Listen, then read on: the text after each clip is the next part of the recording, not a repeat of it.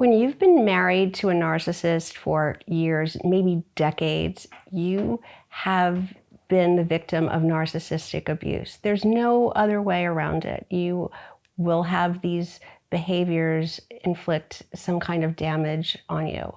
So even after you leave the toxic situation, you still have these behaviors that take a very long time to get over. So that's what I want to talk about in this video, the common behaviors we see in the survivors of narcissistic abuse. I'm Victoria McCooey. I'm a high conflict divorce coach, a divorce mediator, and the creator of the Reclaim Your Power system.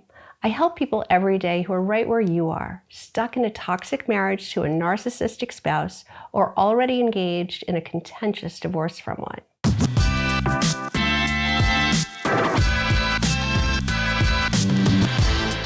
So what we know is that having that sort of anxiety level for years, maybe decades, actually takes a physical toll on you.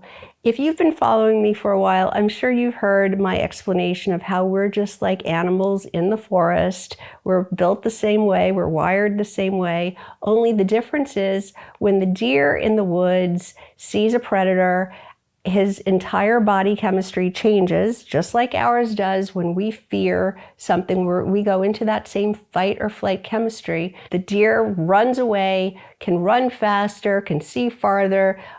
Everything is aligned for him to save his life from the predator.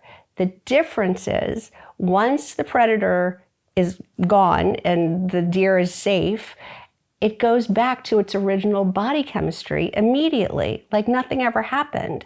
So that's how the deer is able to sustain this.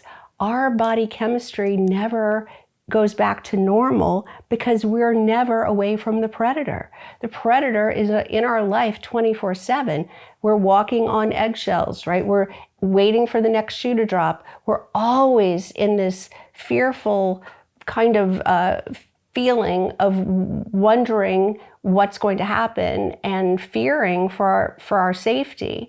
So we live in this altered body chemistry day in and day out.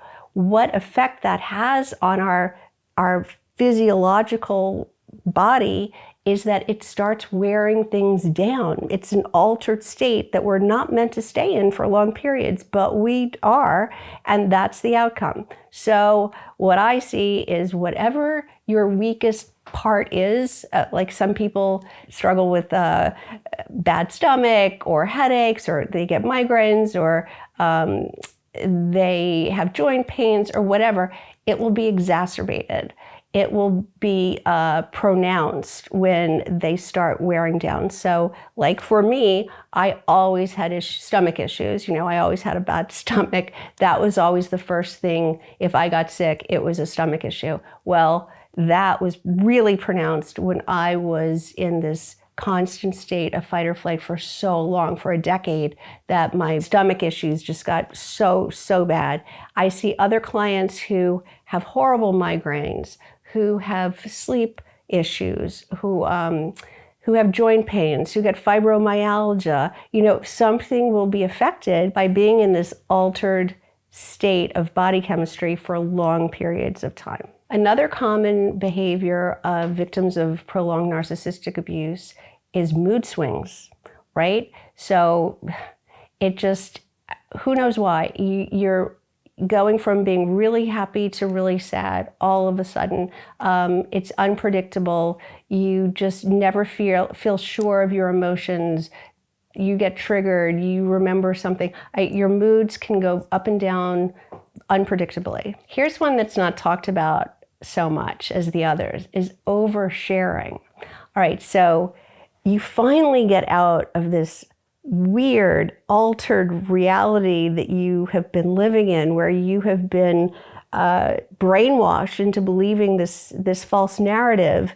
You're all of a sudden seeing that whole episode for what it really was. You're seeing the narcissist for who he really was. You're just getting your footing, figuring out what has happened to you, like you've been in a hostage situation for all these years almost. You start oversharing. You're processing it, and you want to talk about it all the time. It's just so uncanny to you, just so crazy that you are obsessed about what happened to you, and you find the need to talk about it constantly. So, everybody's like really happy for you that you were able to get out of this bad situation, but then they want to move on to the next thing, right? It can be really annoying for the people around you. It's like, okay, I got it. Like, can we talk about anything else? So you just like constantly want to talk about this experience you just realized you were in. And the last one is anxiety and depression, right? It's like, wow, you finally made it. You're out. You're in a normal place now. You are healing. So why are you so depressed? It doesn't make a lot of sense. You should be happy, right, that you're out of that. But no, the narcissistic abuse is prolonged and it takes a really long time to heal from it. So you're still going to go through all this anxiety and depression. It's not forever. You're going to get better, but this is a necessary outcome. And this is when people start saying to you, why can't you just get over it? Like, okay, got it. You did that. You're out. You're okay now. Like, what's the big deal? Why can't you move on? This is why you can't just get over it. Does this sound like something you're going through, and would you like some help? If you would like to book a call with me, you can click the link below and get right on my calendar. Did you find this information helpful? I hope you did. If you liked this video, will you please give it a thumbs up, and don't forget to subscribe. Thanks so much for watching. I've linked a couple of other videos here that I think you might also like, so I hope I see you in the next video.